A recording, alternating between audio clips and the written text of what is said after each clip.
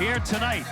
Duke star Cooper Flagg leading the Blue Devils against Boston College with many of his family and friends in the crowd. His mom and dad making a 3.5-hour trip down from Maine. He is playing spectacular basketball, and so are the Duke Blue Devils. Great to have you inside Conte Forum on a winter's night. Dave O'Brien alongside Corey Alexander. And Corey, great atmosphere here.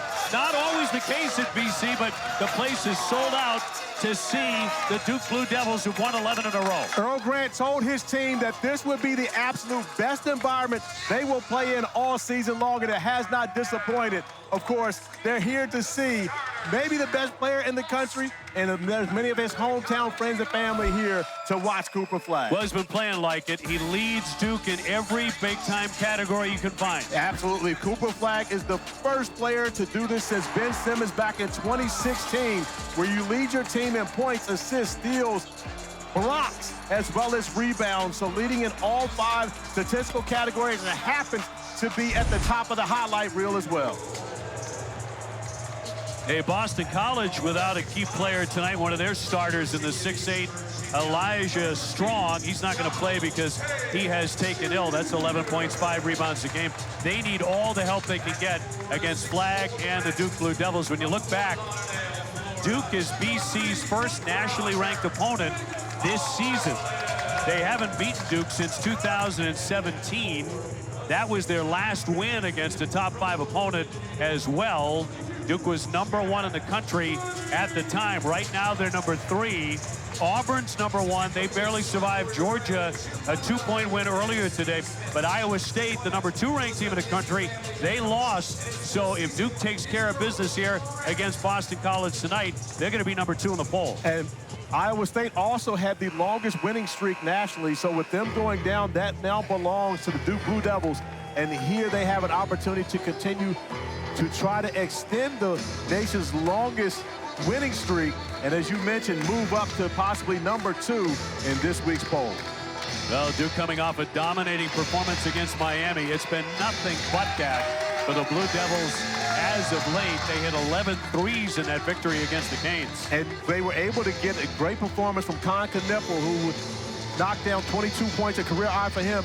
And that is the area of concern for Earl Grant. They know Cooper Flagg is going to be special. He's going to get his points. He's going to fill the stat sheet. But can they limit the others from having big nights?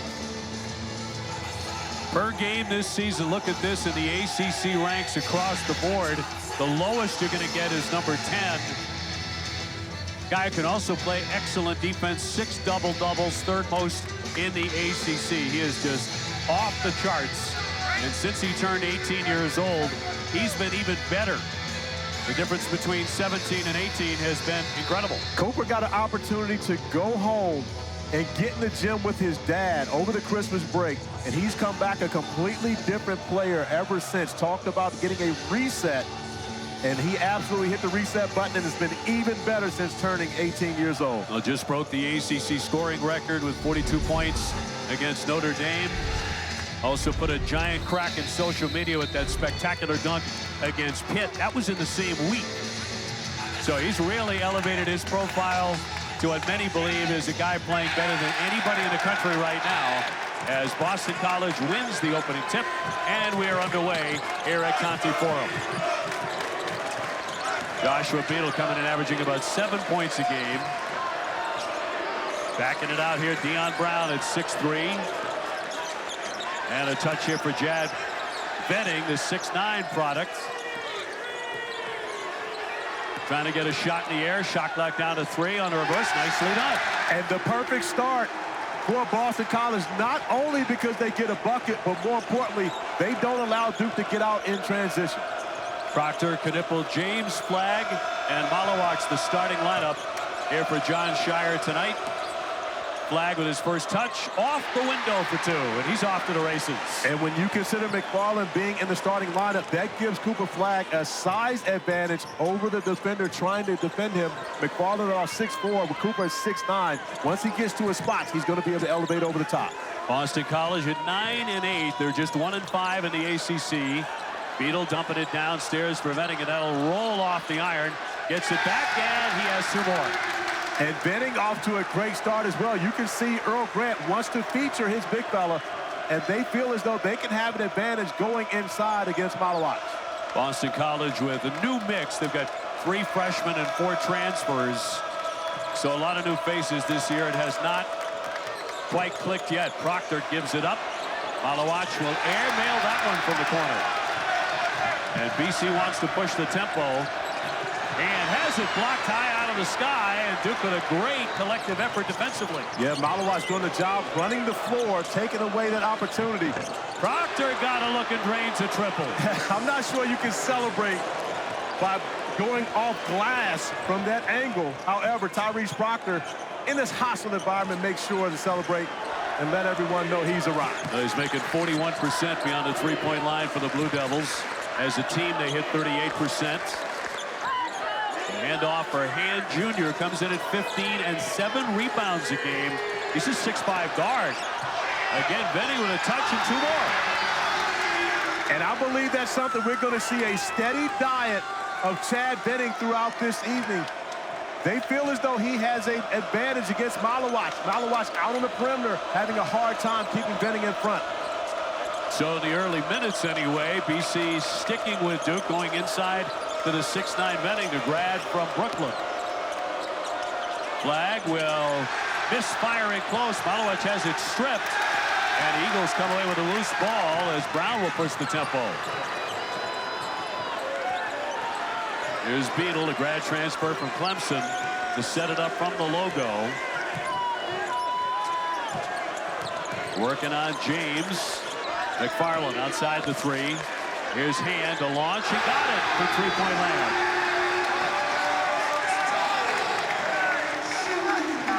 Now BC off to a spirited start here tonight. And a lot of it has to do with this environment. The best crowd they've had all year. And the guys paying them all for that. Malawach will slam it down. Nearly lost it. Nearly rolled right out of his hands, but he held on and crushed the dunk. Malawach grimacing a little bit on the way back. I'm not sure if it's fatigue or if he injured something, but you can tell he's expended a lot of energy early, not only trying to defend Benning, but a big bucket for him on the other end. Beadle trying to take the corner. Nothing there for him. He loses the dribble. And Junior, top scorer, had a 29-point game against Farley Dickinson earlier this season, so he can be very explosive. Yeah, the first time a father-son combo ACC Player of the Week. My little bro Donald Hand Sr. in the building watching Junior get to work against the Blue Devils. Flag trying to make a move, has it knocked away. Up top, long-range Proctor got a good look. Rebound pops to BC. And with Malawach down, you're going to have numbers. These are opportunities you got to take advantage of. Nifty drive there by Joshua Beadle, right past Flag. But I love the recognition by Beadle. Once he saw Malawach go down, he knew Duke would not be able to get back and match up. Attacks Cooper Flag and gets the easy layup. Duke, the country's only team scoring at least 80 points a game, holding their opponents to 60. Knipple will drive, nearly gave that one away. Proctor will swing for Flag and a triple. Not there for him.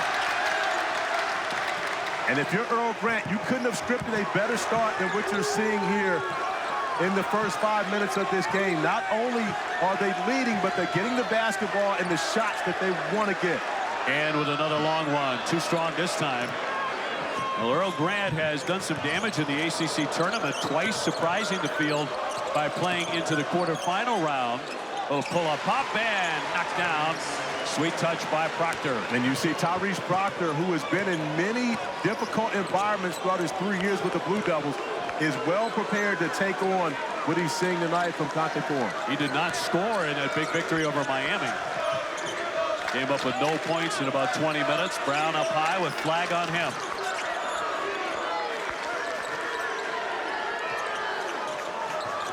Brown looking to penetrate. Shut down again. Nice backdoor move for 2. Just a smart play by Josh Beadle. Not available in the corner, so cuts to the basket, gives Brown an option, and then the reverse layup to boost the lead to 4 for the Eagles. 13-9 Boston College. as the crowd is backing them in a big way. Flag will get hit. He took the foul, hit by McFarland with 13:48 to go. In front of this great crowd here in Conte Forum, the Eagles couldn't have asked for a better start. DJ Hand knocking down the 3 ball, and then Josh Beadle making himself available to reverse to give the Blue Devils, the Eagles, the lead.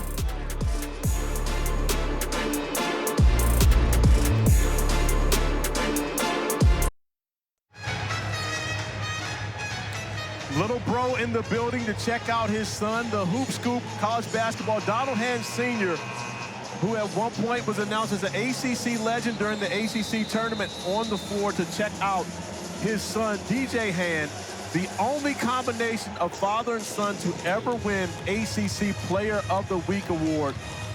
And Donald Hand Sr. absolutely proud of his young man, who has made a huge jump this year for the Boston College Eagles. Statistically through the roof. Definitely. Any different statistics. But in consideration for ACC Most Improved Player as well. So Duke at the line. Duke, before this, had been trailing by 4 points for the first time in 9 games. You had to go back to December 8th against Louisville the last time they were even that far behind. And now 13-11. Chaz Kelly in running the point now for Earl Grant. Eagles thrilled with their start. McFarland getting into the starting lineup tonight.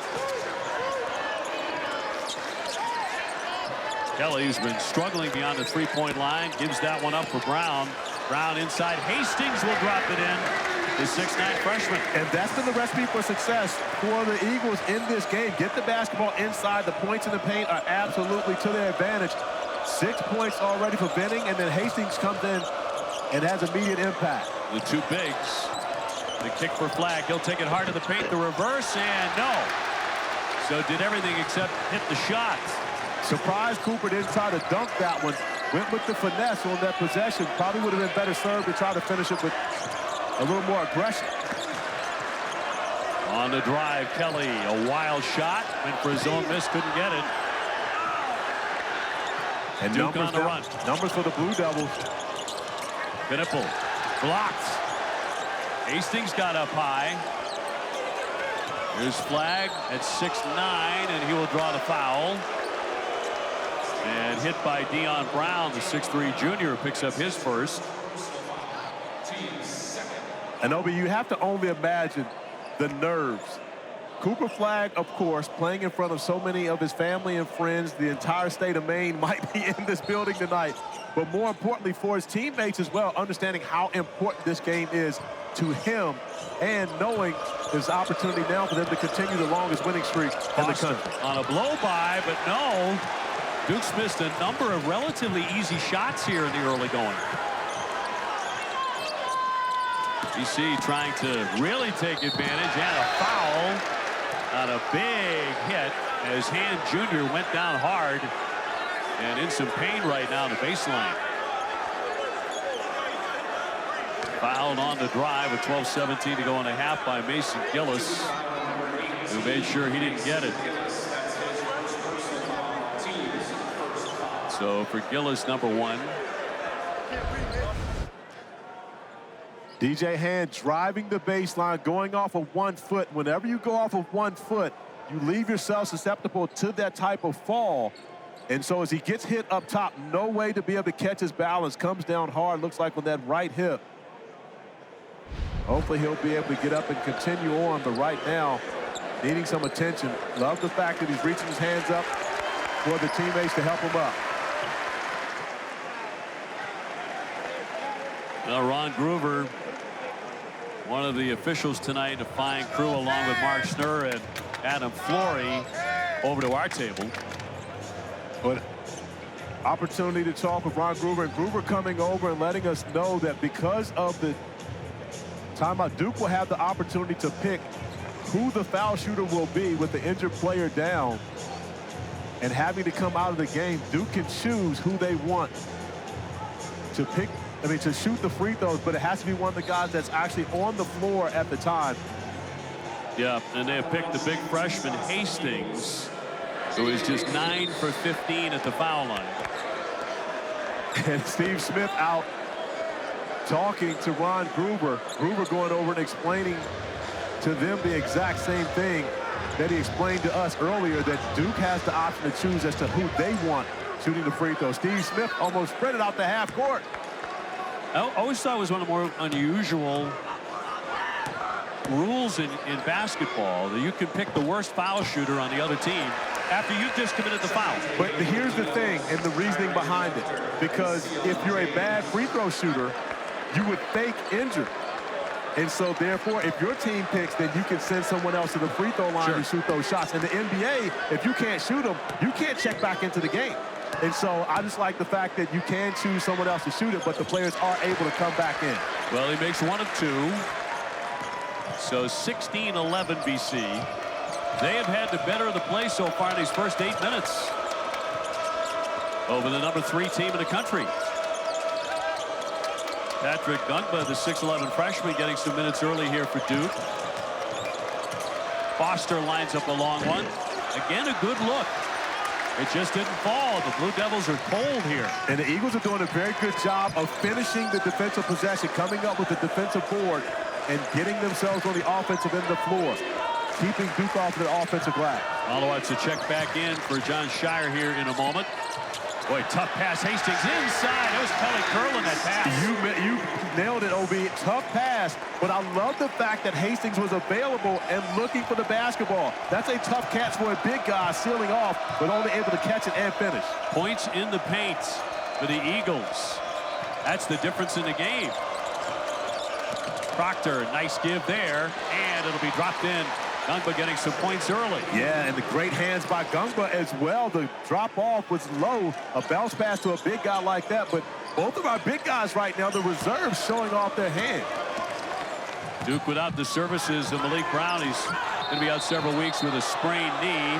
That'll go the other way. And a foul will go against Hastings. Getting a little chippy between the big guys. And both of them getting it done on the offensive end of the floor.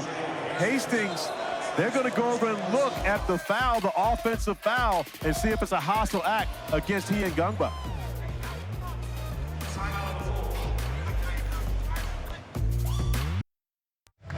Well, they've upgraded that foul on the freshman Jade Hastings moments ago to a flagrant 1.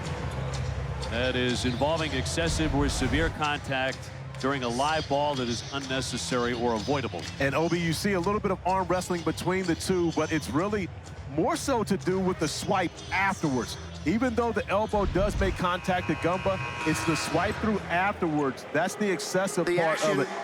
The common foul at 10:59 was reviewed during the timeout. It's going to be upgraded to a flagrant 1 of 22. Duke will have 2 shots in the ball in their backcourt with 30 on the shot clock.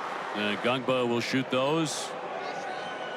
And Ron Gruber explaining exactly what I was trying to say, but in a much better fashion. I'm not so sure about that. That is the first foul shot attempt of the season for the freshman from Manassas, Virginia. The Big Pat was injured, missed his entire senior year of high school, and then coming into Durham, unable to play right away, so having to rest. Misses both free throws, but does get the basketball back for the Blue Devils. And he was a guy that, with Malik Brown being out, they're going to need more minutes from Gungba. And so a great opportunity for him stepping up in a hostile environment. Boy, it is that. And again, that is not said every night in this building, but this crowd is making a difference early on. The student sections in particular. Duke with a basketball. Foster trying to cut in. James over the top, and the slam. Malowitz getting back on the floor.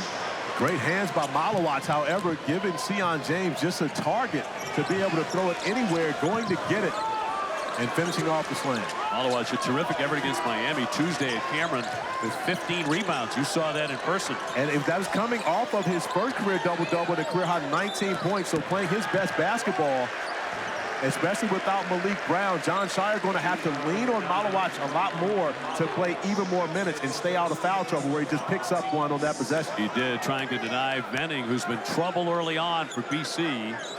Last 3 games playing some great basketball, 14 points a game, 16 out of 19. He's making 80% of his shots for the year. I know nothing about that, OB.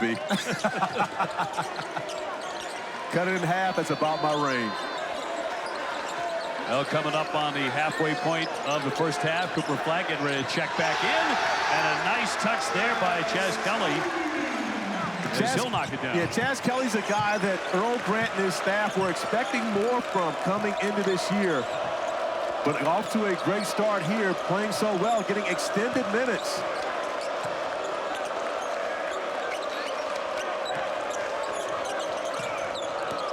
Foster getting inside the lane, lost the handle on it, knocked out by BC with 7 on the shot clock. Here for Duke, Cooper Flagg back on. He's the reason this place is buzzing tonight. He and the red-hot Duke Blue Devils have ripped off 11 straight, longest current winning streak in Division I. Oh, I tell you what, I am having a great time with my guys back here, the students here for the Boston. And one of my guys called that off of the knee. Nice move here by James. Of Caleb Paulson. I believe they got it right. I'm not sure the officials saw that on that last possession, but it was great hands by Brown. I thought that went off the knee of Caleb Paulson. I know why you like hanging with these guys. You can compare SAT scores with them. The rest of us can't. Not these guys. They are well beyond my range. Payne, a determined move, got it up to the iron, but it won't fall, and Flagg with a rebound. He's averaging 8 a game along with 19 points, but he's been quiet so far. Proctor finds him. Flagg, kind of a choppy dribble. Great dish underneath for Mawach and the dunk. But Cooper Flagg grabbing his neck, had a collision in the paint. Going to be interesting to see if that's something that affects him moving forward. When he was going for the loose ball, ran into one of the Eagles. Again, looking for that cut to the basket, but this one knocked away by Duke.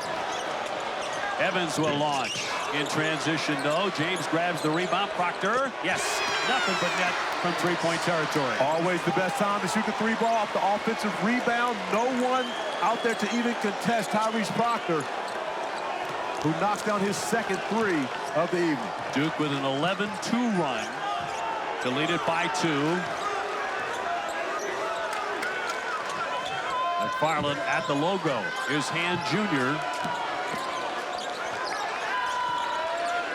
Benning again, getting a touch. Whoa, and a big move, and 2 more. And Benning got away with a little bit of a chicken wing on that one, OB. However, these officials have done a great job allowing the physicality throughout this game without allowing guys to get away with fouling. Well, he makes 56% of his shots. That's where he lives. Flagg on the attack. Off the window, no. BC wants to run. Kelly to push it. And Kelly is going to be fouled by Tyrese Proctor, trying to hold him up. 7:42 to go in the half. Tyrese Proctor off to a strong start here on the road. Off of the offensive rebound, standing at the top of the key, is able to knock down the 3-point basket. But on the other end of the floor, Chad Benning has been special. A little chicken wing, however, still a bucket in the paint.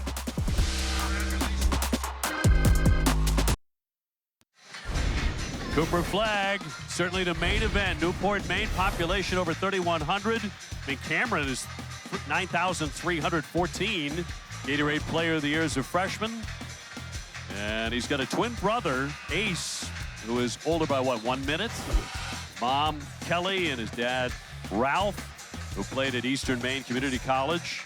And in Boston tonight, 210 miles from Newport, Maine, and a 3-hour, 25-minute drive. They were not alone. The Flags driving down because many came from Maine to watch him play tonight and packed this place at Conte Forum at Boston College.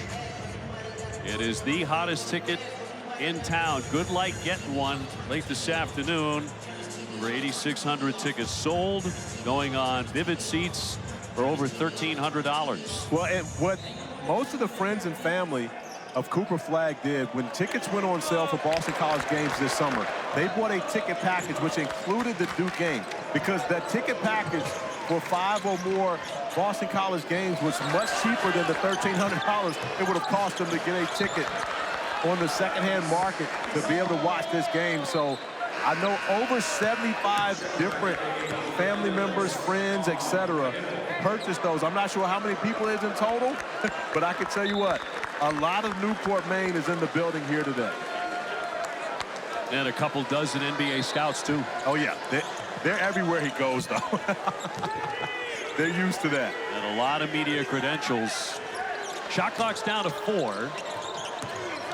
Kelly on the drive right there for 2 more. And a whistle on the play with 7:18 to go. But one of the things you've seen from the Eagles, they have not been hesitant at all to attack the basket. And Chaz Kelly just gets Conte on an island. And with Malawach out of the play, is able to get to the rim. Malawach coming over and picking up the foul late on that possession, but late to be able to rotate, but can't leave a shooter on the perimeter. Kelly looking for the 3-point play around and out. So it's Boston College by 2. I think many tuning in at this point are shocked at the score right now, but the Eagles have been the better team to this point. But it shouldn't be shocking because you're on the road. I don't care regardless of what the records are, anything of the such. It is difficult to win on the road in college basketball. We saw that today. Tennessee going to Vanderbilt, losing. Iowa State losing at West Virginia. Right. It is difficult to win on the road. And, of course, with the Blue Devils, always going to get everyone's best shot, especially on their opposing team's floor. Benny with the foul to put Flag at the line where he makes 81%. Auburn barely held on today. Georgia had a chance to tie that game at the buzzer and missed one. Asa Newell, Cooper Flagg's teammate at Montverde, had a great game, double-double, 16 and 10. And as you mentioned, had that chippy right at the end of the game to tie it up and send it into overtime. Unable to get it to go, but strong performance from the Georgia Bulldogs at home against the #1 team in the country. Alabama, big win earlier today as well. We saw them at Texas A&M in a real dogfight, win that one on the road. Another 100-point game for Alabama. They've scored 100 points against ranked opponents 4 times this season.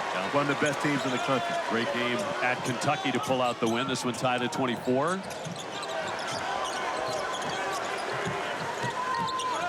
Kelly being harassed by Proctor.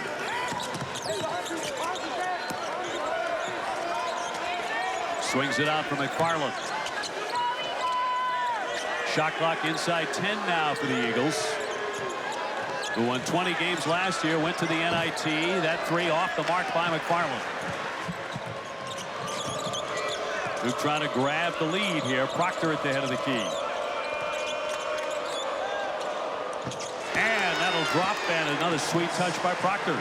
Obi, this is the maturation of Tyrese Proctor, stepping up, making big plays for the Blue Devils on the road, already in double figures with 11 points, 4 or 5 from the field, and more importantly, 3 or 4 from beyond the three-point arc. Along with Caleb Foster, one of Duke's 2 returning starters from an Elite 8 team last year.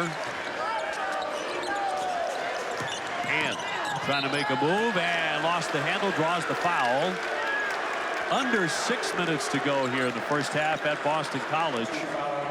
And the next SEC-ACC Super Tuesday basketball doubleheader starting on ESPN2 in Knoxville. Number 6 Tennessee hosting number 15 Mississippi State. That's at 7 o'clock Eastern time, and at 9 o'clock, R.J. Davis in North Carolina in Winston-Salem to battle Wake Forest. North Carolina losing in the final couple of seconds. Jalen Blakes used to play for Duke, broke their heart today. Yeah, Jalen Blake's also in the mix for ACC's most improved player. The biggest jump from a scoring standpoint of any ACC player this year. And so getting a big win on the road in Chapel Hill. And the only guy I think that may be able to give Cooper Flag some competition at the ACC Player of the Year level would be Maxime Reynaud for the Stanford Cardinals. Kelly got a little separation, but the jumper clangs away. Duke starting to grab a little bit of momentum. Flag with it, back up to James. Looking to penetrate, slams on the brakes, and takes a hit. And draws the foul by Venning. 6'9" grad out of Brooklyn, New York will pick up the personal. And these will be the 5th and 6th free throws of the first half for Cooper Flag. Is only 1 of 5 from the field, but still continues to be in attack mode. And of course, his record-setting game where he scored 42, an ACC freshman record He was 16 of 17 from the free throw line. And that's the characteristic that you look at from scorers. All great scorers get to the free throw line and take care of business once they get there. 81% for him. And none other than Coach K himself intoning this week. He feels he's the best player in America right now. And that ability to not just hunt shots for your teammates. And that's the thing about Cooper. It's not about always scoring for him. He does whatever's necessary for his team to win. Against Miami, he had 13 points, but played an all-around game, but they didn't need him to score. When he scored 42 against Notre Dame, it was a game they won by 8 points. They needed all 42 of those. So he does whatever is necessary for his team to go out and get a win. And against Miami, 13 points, but 7 rebounds, 6 assists in that contest, in that victory. Pull-up pop by hand, glancing off the iron. Brown went for the rebound, and it's knocked out of play with 5:09 remaining in the half. Duke a perfect 7-0 in ACC play. They have just been throttling teams. They buried Miami by 35 on Tuesday. They beat Pitt by 29, SMU by 27, Virginia Tech by 23. Duke has a plus 22 margin of victory when it comes to all games throughout this season. So they've been dominant and, of course, got a number of big wins. Hastings went up high and denied. Evans coming over. He committed the foul, stopping that possible spectacular dunk. Yes, and again, a good foul. We talked about Hastings, who split 2 free throws earlier, but as you see Knipple and Gillis run into each other, give Evans a lot of credit coming over and forcing Hastings to have to earn it at the free throw line in comparison to the dunk that would have got this crowd going in DC's favor. Hastings out of Orlando as Knipple gets together with John Shire. Hastings got his first college start at SMU back on December 21. He had 9 points. He comes in averaging about 3. And foul shooting is an issue for the youngster. And already a good foul. Can be a great foul if Hastings doesn't take care of business. And with this free throw, smart play by Evans getting over there and taking away the dunk. And again, makes 1 of 2. And you see the Eagles pressing up. This pressure is not to force a turnover. This pressure is to slow down the Blue Devils and take a little bit of time off as they initiate their offense with 20 seconds remaining. And this is a team that scores over 80 points, so they're used to playing fast. James to the other side of the iron, and another missed layup for Duke. And there have been a bunch of those in this first half. And a whistle. It's going to be a traveling violation. Josh Beadle just got a little bit of happy feet at the top of the key, found himself wide open, had a 3, elected not to take it, and trying to get downhill, turns it over for the 3rd time for the Boston College Eagles. How about Duke? 0 turnovers in this game. Their 5 points off turnovers are really the difference to this point.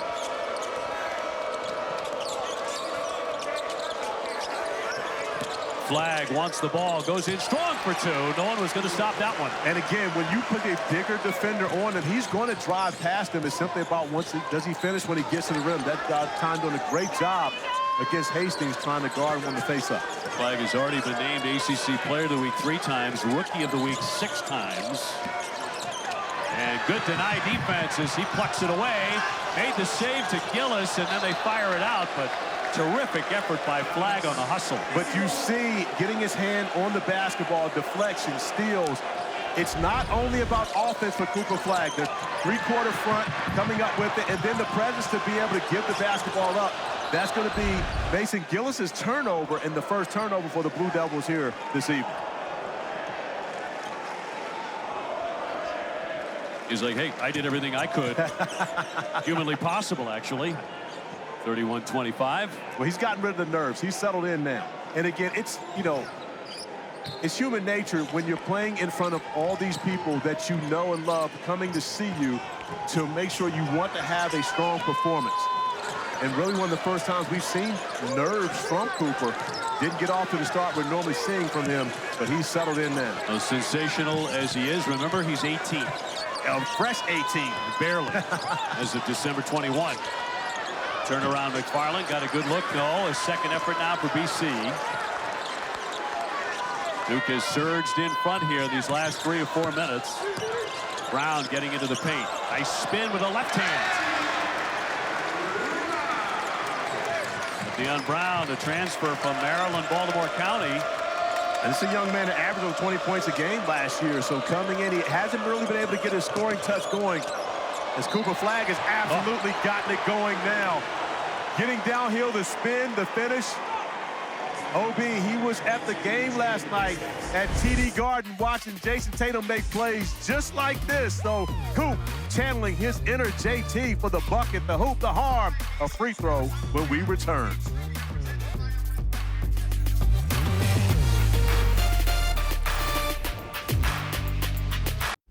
Dallin, Malcolm Zubin coming up on the Jeep Halftime Report. Number 2 in the country goes down in another wild day in the SEC. All your scores and highlights are on the way. Your boys are hanging in the first half. Yeah, they are, but they got to keep Cooper Flagg under control. Right now, 12 points. He's starting to heat up. He draws so much attention. They got to do a better job keeping him out of the paint. Defensively is where they changed this game, because early on the Eagles were able to get into the paint, score in the paint easily, and get back and set their defense. Duke's gone back to their DNA, which is defending this assignment this season, and turned it over now. Dave Corey, we will see you at the half. Zubin, thank you very much. They have taken a point away from the Duke Blue Devils. There was a 3 earlier, they said, for Sion James, and now made that a 2. So 32-27 our score. And this is the type of environment that Malcolm Huckabee played in. Malcolm Huckabee and Howard Isley, Danya Abrams, of course, right across from us doing radio for the Boston College Eagles. And I'm extremely proud of the Eagles fans for showing up in this environment that they have created. Of course, when you got Duke coming in the building, it's easy to do, but the way that they have supported their players is a large part of the reason why they are in this first half against the number 2 team in the country. During the timeout, we reviewed a successful field goal made by Duke at 6:12. It was scored a 3. It has been reversed to a 2-point basket. The score above is the correct score. And Flagg at the line as we come back out of the timeout with 3 minutes to go before the break here at Conte Forum. Miserable night outside. So that kind of adds to what you're talking about with the huge crowd here, a sold-out house and a pretty major snowstorm coming into New England. I hope you get out of town. I was about to say, don't say that too loud. You know I got a flight tomorrow morning. Our entire crew, except for me. I hope you get to our game on Tuesday. I know it. Those of us who know how to dig our way out of it, hopefully. That's the second time Brown has been able to keep that pivot foot down. And multiple pivots to be able to get a bucket in the painted area. BC staying close, even though Cooper Flagg is starting to pick up his production here over the last couple of possessions. Meanwhile, Concanipolo is coming off 25. He was sensational the other night against Miami. Has been a non-factor. Evans trying to make a move and a foul at 2:30 left, and that'll be Hastings. But as you mentioned that, OB, we asked Earl Grant earlier today in shoot-around, who do you have to slow down for the Blue Devils? And, of course, everyone would think that the answer is going to be Cooper Flagg. But that's not the answer, and I wouldn't expect that to be the answer because Cooper Flagg normally goes off in games that are close. But when Duke blows teams out, which they've done a lot, it's Con Knipple, it's Tyrese Proctor, it's the other guys who are able to get off. They blew Miami out on Tuesday because Con Knipple has a career-high 22 points, knocks down 5 threes. That's the area of concern for Earl Grant. He said plain and simple, Cooper's going to get his. There's nothing we can do about that. We've got to slow down the other guys. Freshman out of Fayetteville, North Carolina, Isaiah Evans at the line. One of 92 McDonald's All-Americans that Duke has signed in their storied history. We should have just handed Coach K a McDonald's franchise after all of that success. I believe he's got enough. He just might. But Isaiah Evans, you'll look back at the Auburn game and we have to say that's the slim game because he was the one who saved the 6 threes in the first half of that game, allowed Duke to get back into it and eventually win against the #1 team in the country at the time. Benning trying to move underneath. He was the hot hand early. He'll draw the foul. As he is hit on the body with 2:14 to go in half number 1. Youngbo will pick up the personal. And so that will send Benning to the line where he can be guy who struggles at only 64%. He's had some big games, 19 against Georgia Tech, 17 against Miami. The women's hoops Sunday afternoon doubleheader coming up on ESPN2, 1 o'clock Eastern. And that'll be Duke taking on Stanford, Duke number 16. And then at 3 o'clock on ESPN, South Carolina, number 2 in the country, battling number 13 Oklahoma. How about my little sis Dawn Staley with the, my little big sis Dawn Staley with the huge contract extension, $25.5 million, the highest paid coach in women's basketball history. I just need to hit her up, make sure I'm good for a $5 loan. You and I both. Next time we're in Columbia, richly deserved. She's done a magnificent job. Absolutely on her. We go to Columbia. Nice touch there for 3 points. And Slim having some fun with the fans here behind us at Conte Forum. And of course, no one appreciates that more than his teammate, classmate Cooper Flagg. He knows how dangerous Slim can be once he gets going. So Duke by 8.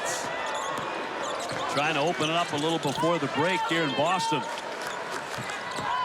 And looking to tiptoe through.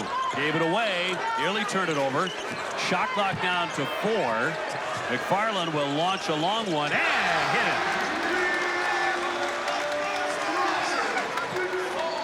And McFarland, a grad out of Fort Lauderdale, he's a 1,000-point scorer in his career. And that was a disastrous possession for BC, which ends up being a blessing in disguise with McFarland knocking down the 3-ball. Knipple will kick it. Here's Evans with another look. And a second effort. Gungba keeping it alive. Flagg slicing in for the slam.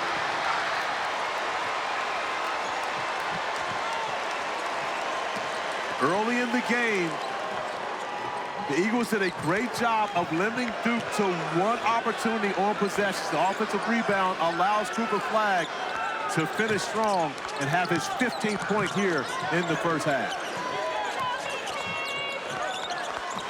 McFarland just buried a triple. And to drive it into paint and draws the foul. This was 6 on the shot clock. 21.8 on the first half clock. Most guys would settle on the perimeter off of an offensive rebound and wait to be passed the ball. Cooper Flagg wants to get as close as he can to the rim because he loves to finish with authority, as he does on this possession. A nice find from Patrick Gumba to Cooper Flagg with the highlight flush, and 15 points for Coop here in half number 1.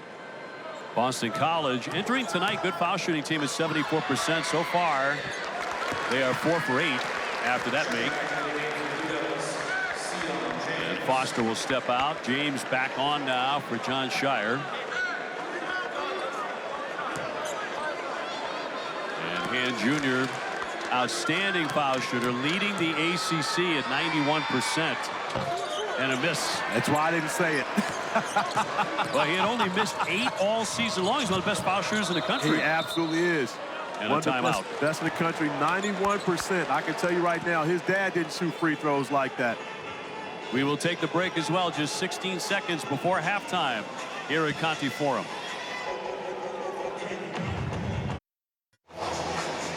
Well, Cooper Flagg was chilly to start. He was 1 for 5. He has started to heat up, though, now at 15. And more importantly, he started to get downhill, 7 of 7 from the free throw line, putting the pressure on Boston College, trying to keep him out of the painted area. And I believe we're most likely going to see another attack by Cooper here to end the half. John Shire loves to get him the basketball right around the top of the key, maybe even as close as the free throw line, to be able to go to his right, getting to the basket. I'm sure the Blue Devils will have some type of action to get him a look with 16 seconds remaining here in the first half. So Duke to put it in here, trying to add to a lead here that has expanded after an initial tough fight by the Eagles, and they're still hanging in close. Here's Flagg out at the logo. Flagg gives up the dribble. Proctor around and out. Got an excellent shot. That's how the first half comes to an end. With the Duke Blue Devils, number 3 in the country, leading Boston College 40-34. BC staying right with Cooper Flagg and company. Flagg leading the pack with 15 points. We are at halftime in Boston as we send it to Zubin Mehenti in the studio. Dave, Corey, thanks. The Jeep Halftime Report is indeed underway with Dallin Cuff, Malcolm Huff. Welcome you back to the beautiful city of Boston, Massachusetts. BC hanging there with the #3 team in the country, the Duke Blue Devils. Dave O'Brien and Corey Alexander with you. Early on, it was BC getting the better of the play. They were getting it in the paint. The points in the paint was good early, and when you consider Chad Benning going off for the first 6 points for the Boston College Eagles, he went to work in the painted area, and you could tell it was intentional for Earl Grant to get the basketball inside to challenge Kama Malowacz. And Benning was able to have success early. 9 points for him in the first half. Cooper Flagg didn't get off to a great start shooting the basketball, struggled, missed 4 of his first 5 field goal opportunities. But then the Cooper Flagg that we've grown to know and love showed up. Went to the basket, twirling, a good little love look in the other direction, letting guys know you can't guard me, and then the finish. To finish with 15 first half points for Cooper Flagg, ends up 4 of 9 from the field and 7 of 7 at the free throw Yeah, spot. he pointed out he was getting to that foul line. BC did have an 18-11 lead, but Duke caught fire after that. Duke with only 1 turnover. Major reason they have this lead, but you wonder if the word has trickled into that huddle for BC that 18 of the top 25 teams have lost this week. Well, you remember, you mentioned it in our open, the last time BC beat a top-ranked team, it was the Duke Blue Devils in 2017. Marvin Bagley and his crew coming in here and getting beat on this floor when they were the #1 team in the country. Knipple gives it up for Proctor on the drive, trying to slither inside for 2, and a quick strike for Duke to open up the second half. And Tyrese Proctor's been a difference maker. He's also in double figures now, 12 points for him. But more importantly, the way that he's approached this game on the road has really had a calming influence on the remainder of his team. Joshua Beadle with the basketball. BC playing without one of their better scorers tonight. And Elijah Strong, 11 points, 5 rebounds a game. He is out sick. Given that, they've done a terrific job to stick around.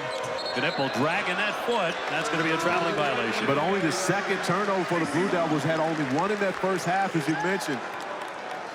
So Con Knipple, and you got to give the Eagles a lot of credit. They've held Knipple scoreless, only 1 field goal attempt for him in 16 minutes of action. So that was the plan from Earl Grant, to try to keep him out of getting it into the scoring column, especially after a career high last time out.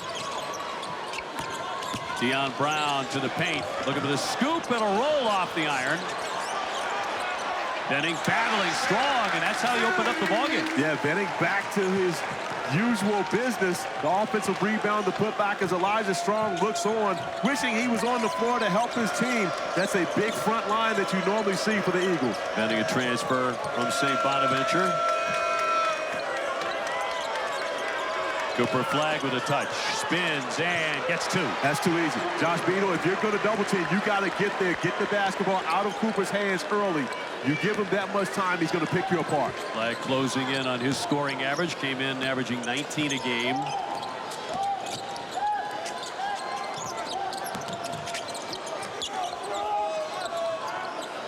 McFarland hands off for Hand Jr. Shot clock down to 10 for BC. Benning with the shot. That clangs away. And it'll go in the opposite direction. It'll be Duke ball.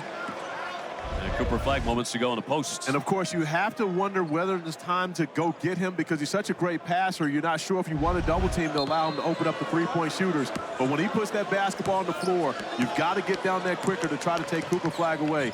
Otherwise, he's going to destroy one of your teammates on the block. Well, the Eagles have to be very wary of being in that danger zone that Duke can push you in so quickly in the opening seconds of the second half.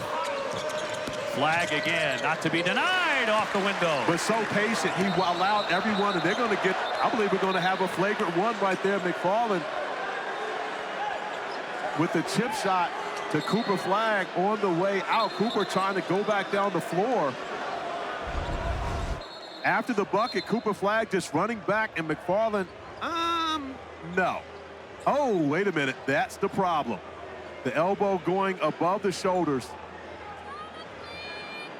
Initially, I didn't think that was enough, but once you see the arm go above the shoulders, making contact with the face, that could very well be upgraded. Excessive or severe during a live ball. Well, I believe the excessive part was the arm coming up. I mean, that's not a natural motion. As you see the two bump into each other, but then I believe that was going to be up. I think that's going to be upgraded. Mark Schnurr coming over to let us know that's what we're looking at here and to see if there is a need to upgrade this. But thanks to Mark Schnurr coming over and letting us know, if anything, it would be a dead ball technical foul. It would not be a flagrant one because the ball was not actually in play.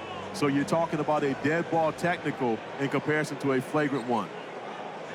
46-36, Duke. Give me another look here. As you see it, though, OB, like the initial is nothing, but the contact to the face afterwards, and that's not a natural motion for the arm to come up, especially if you're just trying to get away from the contact. Ron Groover, Mark Schnurr, and Adam Flory, the outstanding crew tonight. After taking a look, they get together. Let's see what they come out of here with.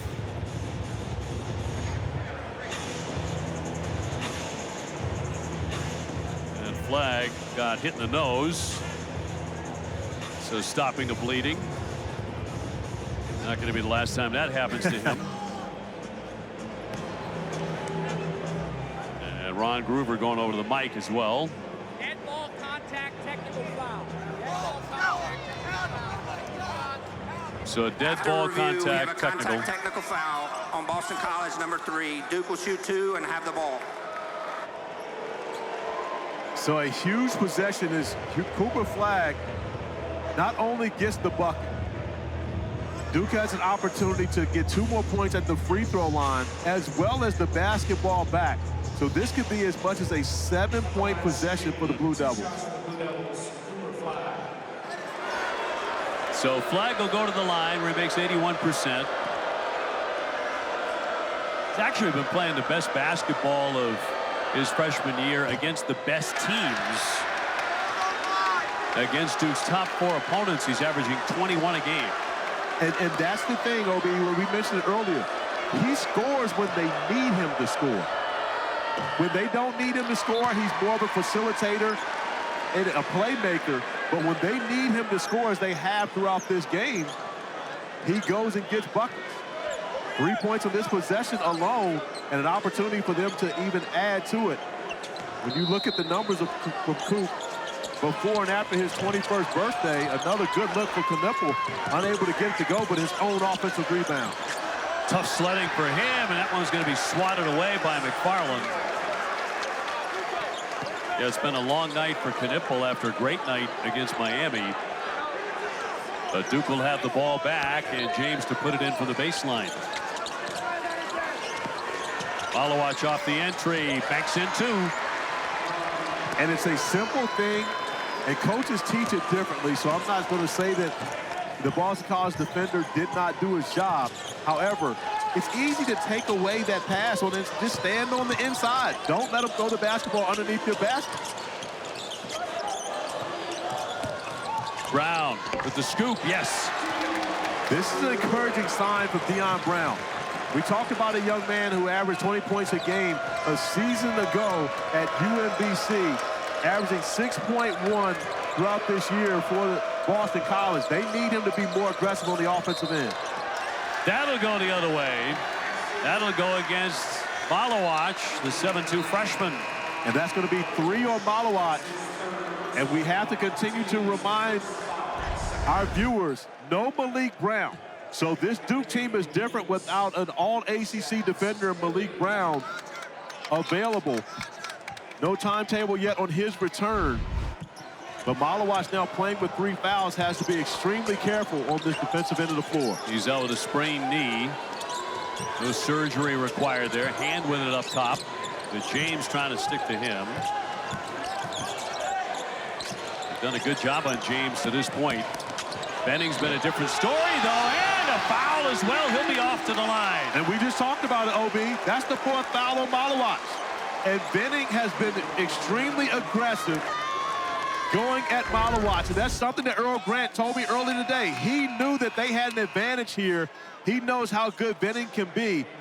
Shooting at 55% from the field, second in the ACC, continues to perform and had a great game thus far for the Eagles. Benning, the grad from Brooklyn, at the line. Looking for a three-point play here, just when it looked like Duke was about to start to blow out BC. And the Eagles spring back to life. And as you mentioned, Malawach on the bench.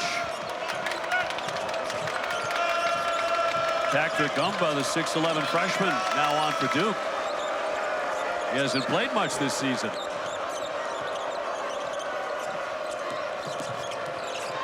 Proctor denied. Tapped away by McFarland. It comes free, and it rolls out off of Duke. That'll be BC ball. How about the response from the Eagles? After what could have been a possible 7-point possession for the Blue Devils, that has only allowed Boston College to pick up their energy on the defensive end of the floor. Deion Brown getting after it. The ball goes off of Tyrese Proctor, regaining possession for BC. Eagles just 9-8. Kelly up top, around and out. Just 1-5 in the ACC. But they're showing a lot of stick-to-itiveness tonight. James down the paint. Look for the bank shot. And a foul on the play. That'll go on Benning. So we are under 16. A timeout. Duke on top. Here at BC, 49-41. Peace, love, equality.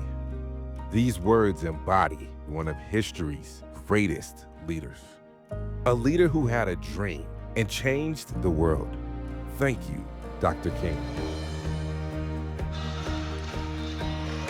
And this is a really cool one. On this date in history, January 18, 1958, 67 years ago today, Willie O'Ree becomes the first black player to play in an NHL game for the Boston Bruins against the Montreal Canadiens. And of course, Boston, one of the areas to originally integrate. So you're talking about a area that's been progressive as far as integration.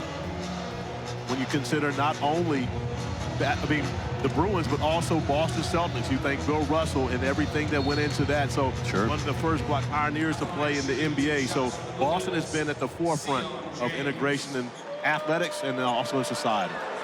Sion James will be at the line with 15:52 to go here for Duke, trying to break away here. That's been a lot tougher than maybe Duke anticipated tonight. He sinks number one. Duke's only losses by 5 to Kentucky and by 3 to Kansas, coming in at 15-2, 7-0 in the conference. They have been the class of the ACC without a doubt. He makes 1 of 2. Flag tried to keep it alive, but it pops to the Eagles. And right now, if you're Boston College, this is the opportunity, especially after a timeout. Run something to get the basketball in the hands of Chad Benning. Allow him to be successful. He's been able to have his way throughout this game. James coming over to double him up and tied him up on the play. And Benning looking at his teammates wondering, hey, can somebody tell me that Sion James is coming up? Somebody got to yell it out. However, as loud as it's been in this building here tonight, maybe he wouldn't have heard them even if they had. BC with the possession arrow. It's been loud. It's been lively, too, thanks to the outstanding effort by the students. Taken away here by Cooper Flagg. Bouncing for Knipple and a triple. Just hasn't been his night. No, it hasn't been. 0 points coming off a career-high 25 against Miami last time out. Just hasn't been able to get it to go. Kelly slamming on the brakes. At the line, Benning on the spin move and draws the foul. He's been playing with a lot of energy in this game. The 6'9" grad fouled by Cooper Flagg.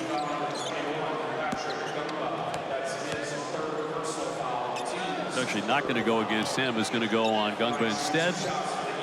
That's going to be Benning to shoot. And that's going to be 3 on Gungba as well. So Malawach already on the bench with 4. Now Gumba picking up his 3rd foul.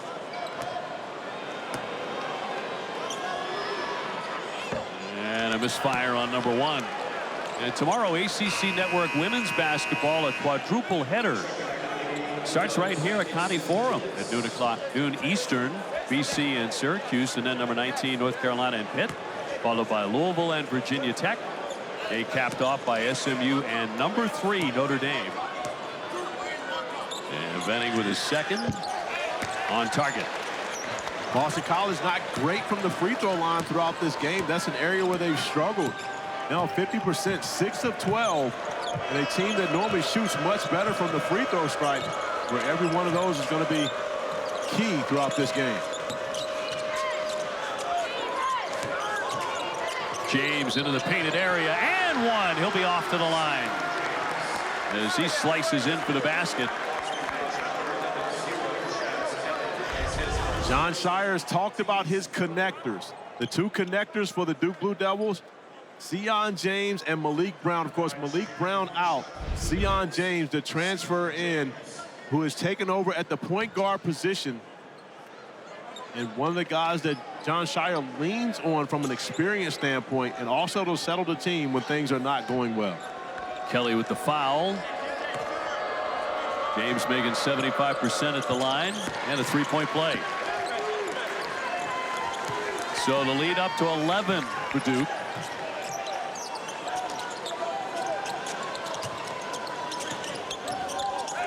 Deion Brown came in averaging just 6 points a game.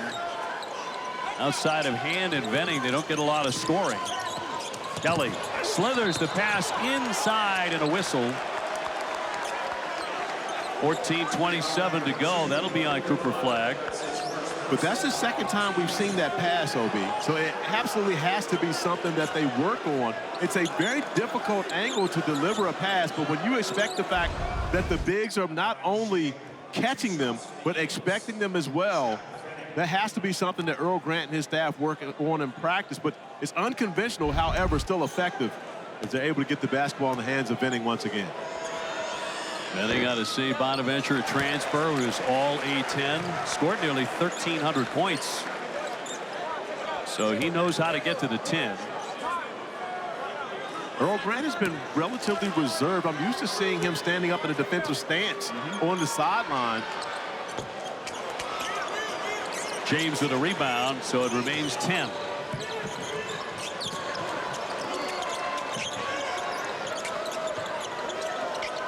Proctor thought about it.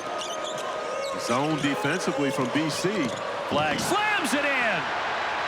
Man, can he get up in a heartbeat. As impressive as the finish was, I love the cut. He didn't stand on the perimeter waiting for the basketball to be thrown for him. He makes himself available as an option, getting into the painted area, just moving without the basketball, which is a strength for Cooper Flagg. It's often a struggle for many superstars, which Cooper absolutely is, but you just see just making himself available, finding the open spot, and of course, when he catches that close to the rim, he knows how to finish. An exciting dunker. He's up for dunk of the year after what he did against Pitt at Cameron Indoor.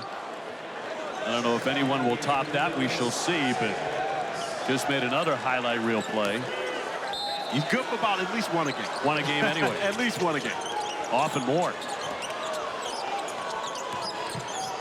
So 55-43. BC again in one of those danger zones.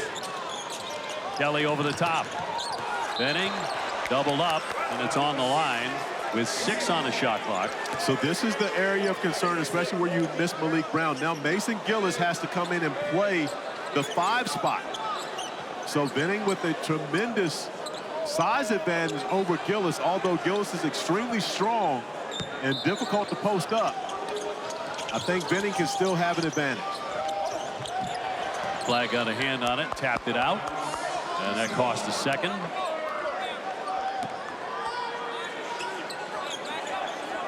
Not a seat to be had inside Conte Forum tonight. Completely sold out. The hottest ticket in Boston. You were at the Celtics yesterday. Yeah, and speaking of hot ticket, the Blue Devils actually were in the building as well, watching 2 of their guys, actually 3 of their guys. Jason Tatum going up against Paolo Banchero as Cooper Flagg goes well above the rim for the rebound on that possession. With Jason Tatum, Paolo Banchero, Wendell Carter, of course, Mil Jefferson on the staff of the Boston Celtics. So a lot of Blue Devil love in the house last night. Proctor lifting. Good clean look. Can't connect. Got the entire group over there, and you were doing double duty.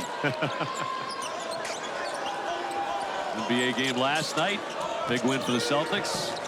And a college game tonight. Here's Kelly straight on, around and out. And a whistle and a rebounding fray with 12:57 left. John Shire told me earlier today, you know, if the game today, this game had been like 1 o'clock, we never would have done this. But because it was tipping off late, 8 o'clock, it was a wonderful chance to get the whole team there. But you see the picture with, of course, the Boston Celtics. You see Jason Tatum and Mil Jefferson right there in the middle. At shoot-around yesterday, I'm talking to Paolo Banchero, and he says, yeah, I'm going to have to bring the guys down to the locker room afterwards. And I looked at him and I said, you do realize you're going to have to share today, right? You're not at home. Right. And he thought about it for a while. He's like, oh, yeah, that's right. Got to share with JT. Celtics, a very impressive win over there at TD Garden. Celtics playing now as well, back-to-back at the Garden. Last 2 days. Out of the double. They'll swing for the corner. Great job finding the open man. It happens to be Isaiah Evans to cash in. A.K.A. Showtime Slim knocking down another three. And the thing about Slim, he always knows where to find the opposing team's student section for his little bit of in-your-face celebration. Likes to do it. 46% from three-point land, so he's getting used to it.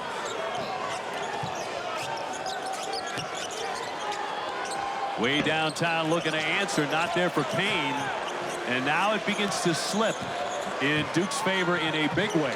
Yeah, important possession for BC right now. Duke with a 15-point lead. Media timeout at the next dead ball. You don't want to allow the Blue Devils to continue to build on this before you can reset. Flag tried to get his way through the double and draws the foul. So just under 12 minutes. Boston College has gone 4.5 minutes since their last field goal. Duke defense clamping down. Well, Duke's really hot. 11 in a row, their longest win streak since 17-18. 7-0 in the ACC, first time since 07-08 when they went 10-0, and 6 ACC wins by at least 20 points. They are just blowing people out. They're trying to do the same thing tonight here at Boston College. And John Shire was the only year he came off the bench during his Duke career. He started all games as a freshman, came off the bench as a sophomore, and then went back in the starting lineup as a junior and senior.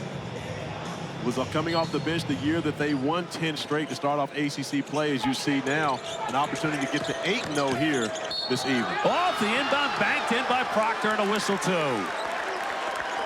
Okay, athletic play there is Payne fouled. Yeah, but Proctor's been a difference maker tonight. We go back to him banking in the three early in the game, but he's been able to get it going on the offensive end of the floor. And just, you know, rule of thumb, who's the guy that's often going to be open? It's the screener. Tyrese Proctor with the back screen. It really was a faux screen right there, trying to get some misdirection going, and then opens right up to an open lane to get the hoop and the harm opportunity for the M1. Junior from Sydney, Australia, makes 77%. And a three-point play. And Duke's starting to settle in to look very comfortable. They really are, and they're going to go with Hastings coming into the game. They're going to go with the two big lineup now for Boston College. With Duke with a smaller lineup on the floor with none of their centers out there. Cooper Flagg, the tallest guy. Mason Gillis playing at the 5 spot. Luka Tevis from Tokyo, Japan with the ball up top here.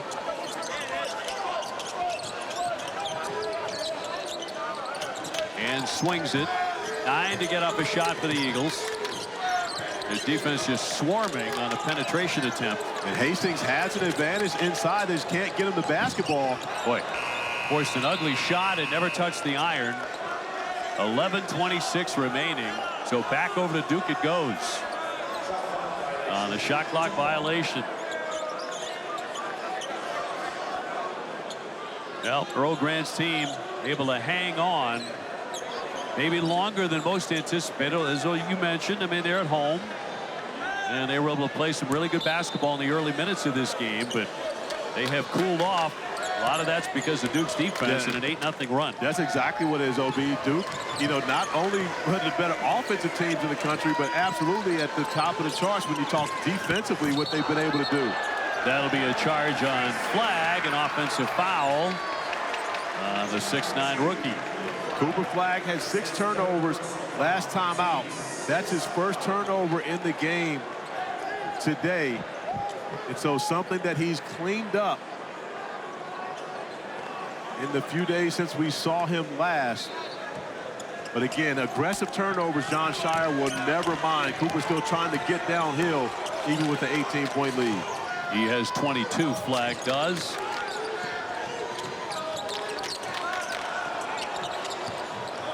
Davis looking to make a move off the glass, but no. Proctor with the rebound, and he'll take a tumble. Foul here against Boston College, and they'll look to separate. And this is the second time Hastings has been involved in a scrum. This time with Mason Gillis both trying to go after a rebound, and they get caught up. But you see right here, the officials not going to go, well, let's see. I don't believe they're going to go over and look at anything here, fortunately. Yeah, they do get Hastings for the foul. And that's number 4 on the big freshman. Again, he played well early. He was involved in a nice surge for the Eagles, but he has also chilled out and now in serious foul trouble. And Mark Snur is at the monitor, just checking it out. He's holding up the free throw right now to make sure there was nothing extracurricular there. Oh, he was actually looking to see who the foul was on. So it'll be Proctor to the line. Proctor coming up 18 minutes against Miami. Very clean game. 9 points, 4 assists. He had no turnovers. Also had a really nice one in the win over Auburn with 11 points and no turnovers. And now 16 points for him. Only 1 turnover here tonight, but efficient. 6 of 9 from the field, 2 of 5 from 3. As Earl Grant looks on, and just as you mentioned, this started to get away from his team where they put up such a strong effort in the first half of this game. Treating their fans to a great experience here, but let's face it, this is a really good Duke Blue Devil team. You knew they were going to settle in at some point, especially on the defensive end. Benny with a handoff for Hand. Back down to the big. And can't convert it. Those are the shots that were going early and often for Boston College. And a foul will go against BC and Hastings. That's number 5 on him. Mason Gillis in some pain. Got hit on the back of that head. Hastings coming through and unable to get the offensive rebound. Swinging through with that left arm. Making contact to the back of Mason Gillis's head. I believe they're going to go check this one out to make sure there's nothing extracurricular there. Previous play is under review. It's been commonplace in this game tonight. A lot of reviews. Yeah, there's been a lot of reviews. It's been a very physical game. And as Hastings comes down with that, making contact with the back of the head, he immediately recognizes it and tries to, console Gillis. And I believe that's part of the reason why the officials come away quickly with that one, saying that there's nothing there, just the common foul. So no upgrade. After review, the play stands as called, common foul. And sends Gillis to the line. Tonight, by the way, his 150th college game between Duke and Purdue. That's a lot of experience. 150 games is a lot of experience. And, John Shire talked about Mason Gillis, who he's playing some now at the 5 spot at the center position, a guy that played alongside the Wooden Award winner a year ago. And Zach Edey at Purdue played in the national championship game. I'm not sure that he ever thought that he would be playing the center position with the Blue Devils, but John Shire made it very clear. He doesn't stumble, he doesn't balk at anything. Whatever you need me to do, I'm here to try to help this team win. And Mason Gillis absolutely stepping up in the presence without Malik Brown into that 5 spot and playing well. All he's done is win pretty much 79% of the games he's played in. He's won a record of 118 and 31. Wow, he'll win more games than most college players ever play. True enough. So Duke opens it up 65-43. In a game that was very competitive until the early minutes of this second half here in Boston. But you have to look at OB. BC's only scored 7 points in the second half. They've had success when they've been able to get the basketball to Benning as DJ Hand is able to knock down the 3, but the leading scorer for Boston College really unable to get going here against their stingy Duke defense. Came in averaging 15 points a game.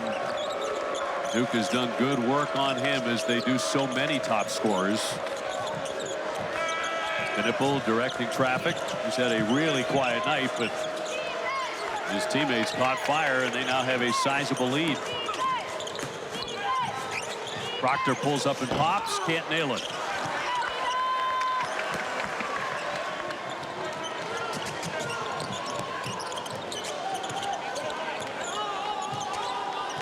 Davis with the ball, 6'1" freshman. His cousin Jonathan won a Stanley Cup playing for the Blackhawks. Benning, shot clock to 7. Here's Brown. Well, had a good looking shot, came off the hand in good shape, but couldn't nail it.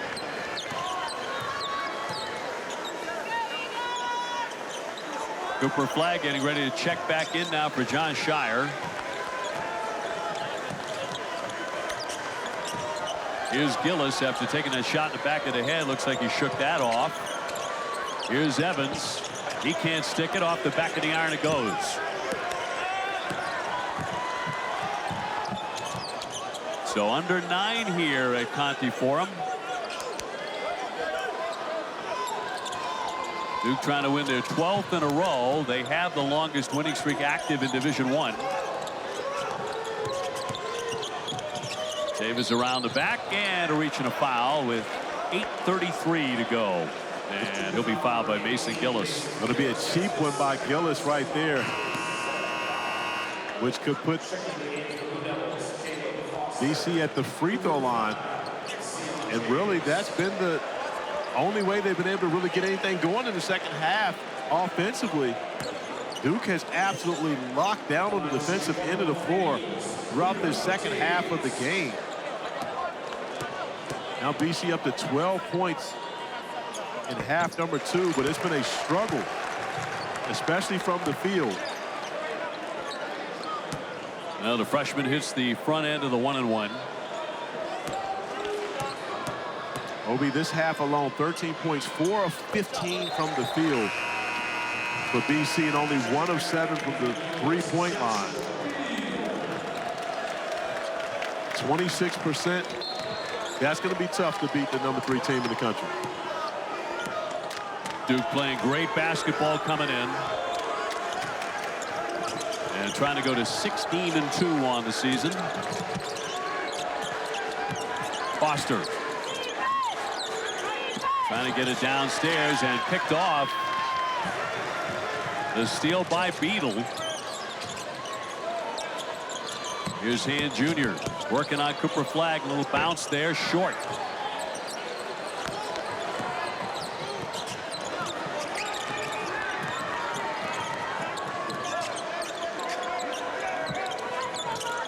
Flagg on the move, the All-America candidate. Going in strong and will draw the foul. And about to shoot 2 with 7:52 to go. Well, Cooper Flagg has been in attack mode all evening long, especially when he catches it from a nice dish from his friends. And let me tell you who loves it most. That will be my girl, Kelly Flagg, husband Ralph, in attendance here, checking out their son.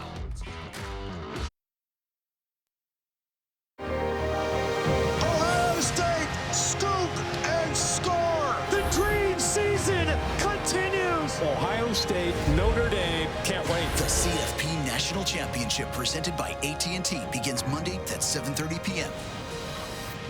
Monday night, Notre Dame's last national title, 1988 with Lou Holtz. I saw earlier today a great friend, the Hall of Famer Dick Vitale, who's scheduled to come back from cancer and work next week, and that's not going to happen now. But at the end of his announcement, I thought, brought a smile to my face and everybody else when he said, "Go Irish."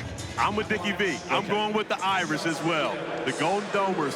So I'm looking for the Irish to get their next national championship. But that's going to be a great game. Going to be a tough one as well. Ohio State's playing great football. They are. Monday night, flag at the line after a miss on number 1.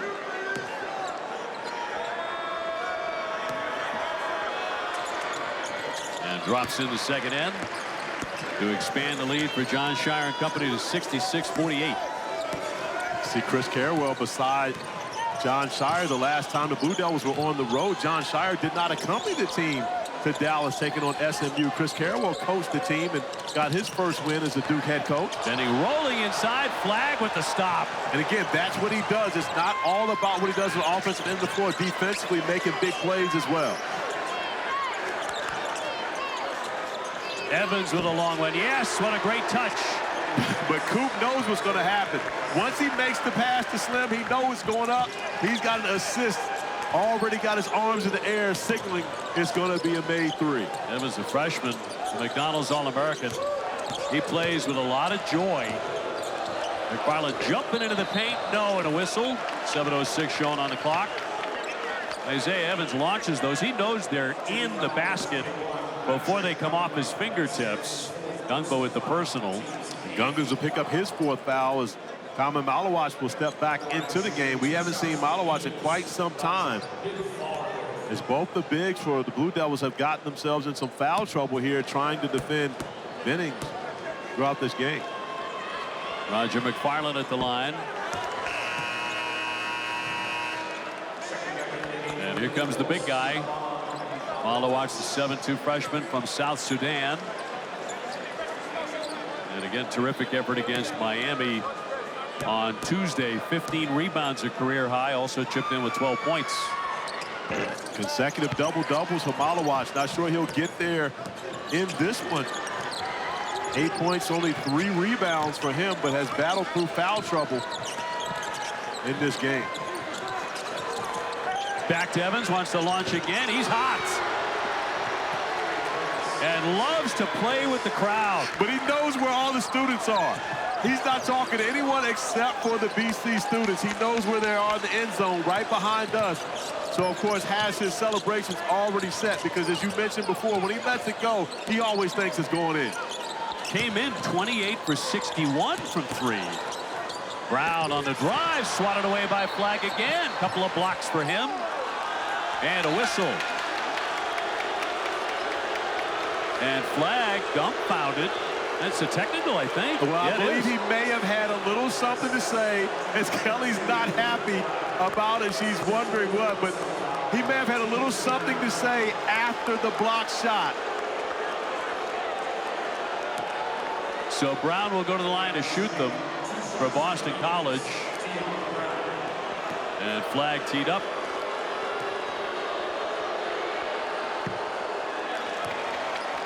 Let's go back and take a closer look if we can. So as he comes from pretty much out of nowhere, blocks the shot. Well, we don't see anything there. I'm not sure if he had something to say afterwards. As he chased down the loose ball after his block. He didn't say anything. Didn't look like it. I'm with Ralph and Kelly on this one. I'm not sure what the technical. There maybe was something said, but it wasn't Cooper.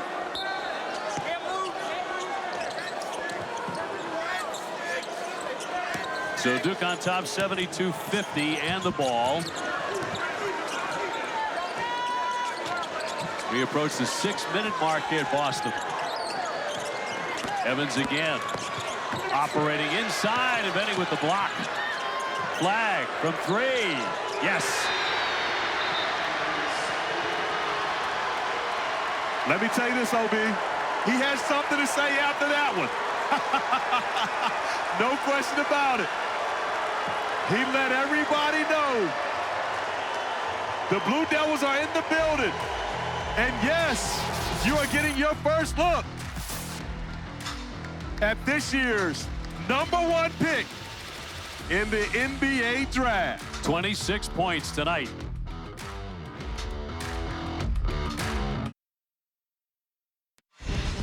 For the first time this season, Conte Forum here in Chestnut Hill, Massachusetts was sold out to see Cooper Flagg, and he has not disappointed.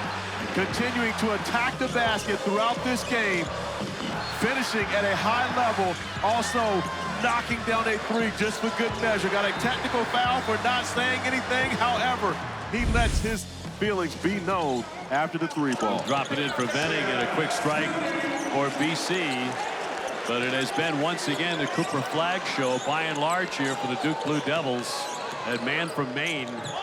This is as close as most New England fans who love college basketball are going to get to him here in Boston tonight in this ACC game.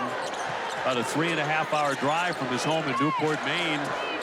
For friends and family, they'll drive it in tight and bank in 2 more. And is able to, comes away with a little slight flex after absorbing the contact and finishing at the rim.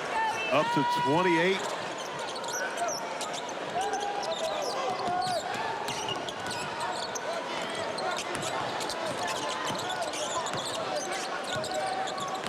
Venning making a move to his left. That's a tough angle and draws the foul. That's going to be number 5 on Malawach. So he's fouled out with 5 minutes to play.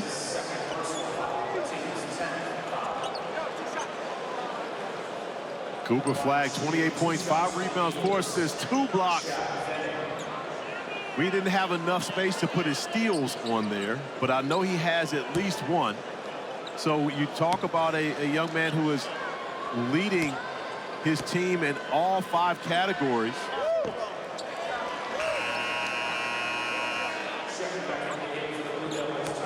And leading in top 10 in the ACC in all 5 categories as well. So we mentioned in our open, only Ben Simmons in 2016.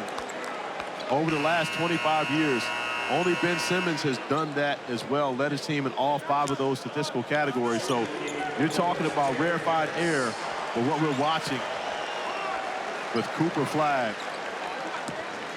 Well, the foul switches to Evans and not Malawach, so he remains in the game. And Venning on target to make it 77-53.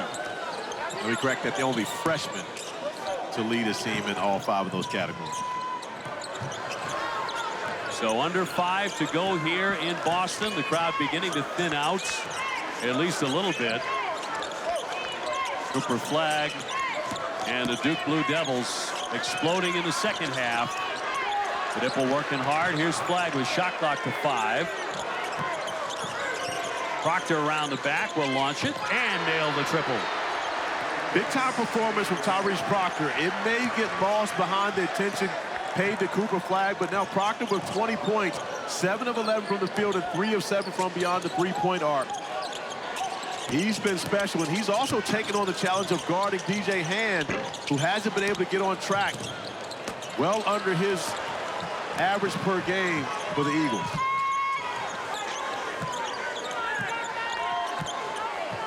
Well, John Shire is going to use the opportunity to get some guys into the game who don't play a lot. Proctor denied, and a good block by Venning. And Junior. And will knock that in from mid-range.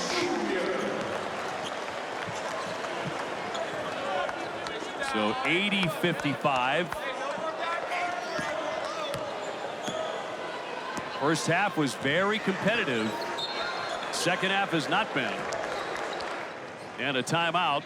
We'll take the break with 3:40 to go here at BC. It has been all Duke since the break at Conte Forum. The Mainers coming quite a ways to see Cooper Flagg, who's out of Newport, Maine.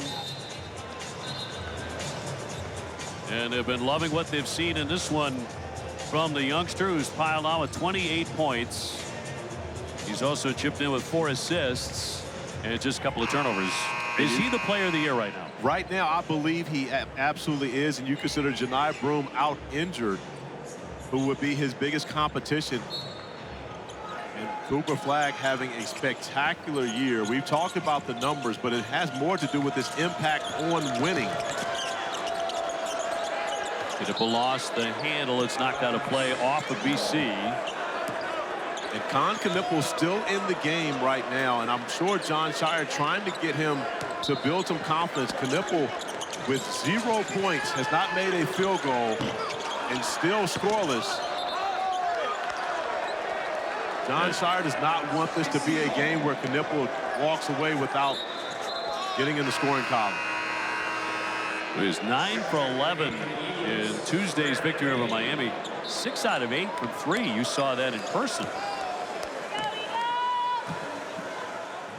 Different story here tonight in Boston. Yeah, the Eagles have made life difficult for him, but so many other guys have stepped up when you consider the production of Cooper Flagg and Tyrese Proctor, both over 20 points in this game. That jump shot will go by McFarland. 1,000-point scorer out of Fort Lauderdale, Florida.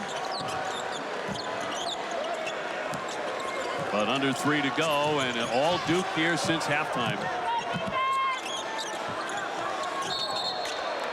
And that'll go the other way.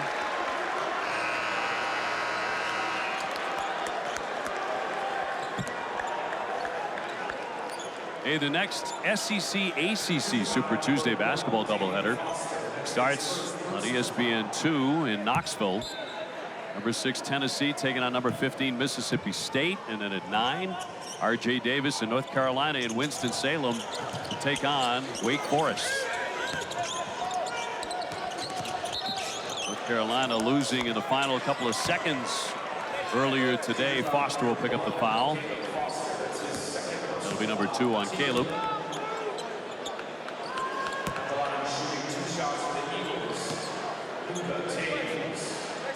Tavis to the line, the 6'1" freshman, whose dad is a longtime basketball coach in Japan. And we'll get another. So grew up around the game, of course, and long way from home. However, finding a home here in Chestnut Hill. A number of the international players have had at least one international player on their team for the last 11 consecutive years.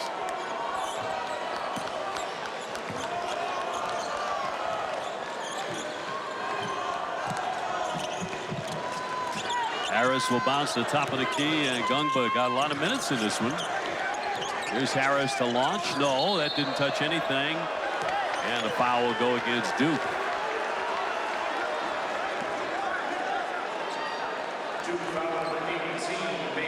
So Mason Gillis will pick up the personal. John Shire still trying to figure out how that was a foul on Gillis. All I saw was Gillis on the inside. I didn't see how he got there.